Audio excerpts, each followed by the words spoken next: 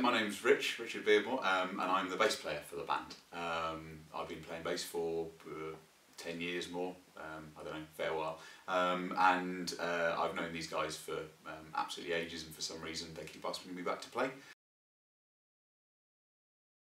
My porn star name is Sushi Brookmead. Well, as we've determined with the band, there are a number of ways to work out people's porn star names.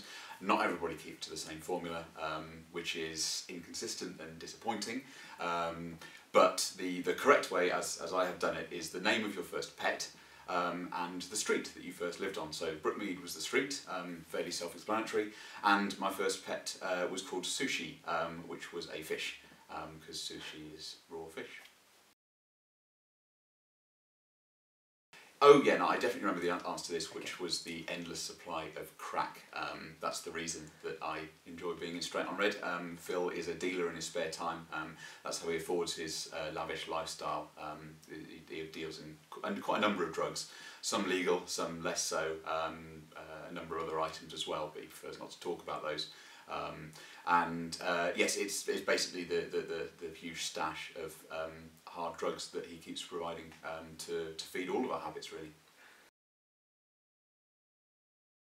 My biggest musical influence, I think, is Joni Mitchell, mainly because I'd like to be a woman, and she was the first female musician that I could think of. No, really, the reason that Joni Mitchell is my sort of biggest musical influence, I think she really changed the sound of the musical landscape, certainly back in the when she first started. She took music from the sort of folky generation and really added an element of jazz and a lot more complexity to the music as well. And she just keeps going and going. There's a load of her recordings that I absolutely love.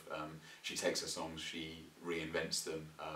There's a number of albums that she's done with sort of the tunes that have been reinvented with orchestras and sort of various things like that, and it keeps it fresh, it keeps it nice, it keeps people interested in the music. And I think that Joni Mitchell writes very meaningful lyrics and also writes in a very sort of complex manner for the type of music that she's got. It's really interesting to listen to.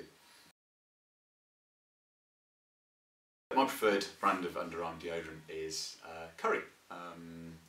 I like the smell of curry and enjoy wearing it, frankly. It's not really enough to have it on a Friday night and a Saturday night, as I've just done, but to be able to sweat it out through the week is an enjoyment, and an enjoyment to my co-workers and band members.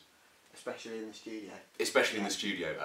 The curry smell that you get sort of emanating during a studio session, mixed in with the sweat and other bodily odours, really adds to the musical experience of a recording. My Desert Island disc was an easy one. It's a track called Glorious Day by Embrace. It was the first dance at my wedding. Got married a year and a half ago, and it really means a great deal to me.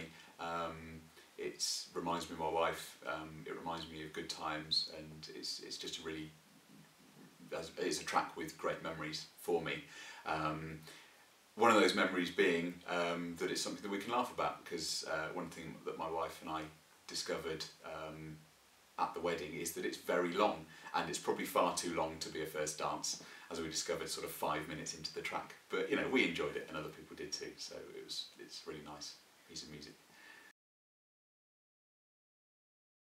Yes, I would say definitely my worst onstage performance, and in fact every performance really, is playing with Straight on Red.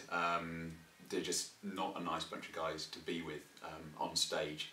I find them very bullying, quite intimidating really physically. It's the beatings more than anything else that I can't stand. It's not right, and they've been told. The ASBOs are quite clear, but it's just continues really. I don't know why I keep coming back. Really, I think it's sort of Stockholm syndrome or something like that that keeps me coming back to a band that frankly is so traumatic for me. The band I'd always turn down. I didn't really understand this question very well, so I just wrote Westlife, which is the generic derogatory musical answer.